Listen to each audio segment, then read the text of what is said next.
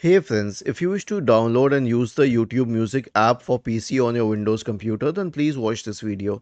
So there is no YouTube Music app and you can check the Microsoft Store as well. Actually, Microsoft doesn't even show Google Apps, but still, check this. YouTube Music. Is there any app? No, there is no app for YouTube either. So here's what we can do. Open Microsoft Edge, not any other browser, Microsoft Edge. Go to music.youtube.com and hit enter. Okay, it will take you to YouTube Music. Click on these three dots at the top right corner and then select more tools and then select apps and then select open in YouTube Music.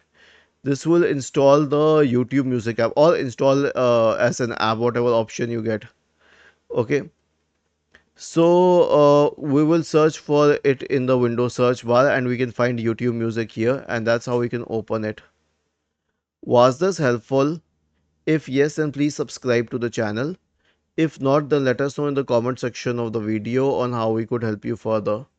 Thank you for watching this video and have a nice day.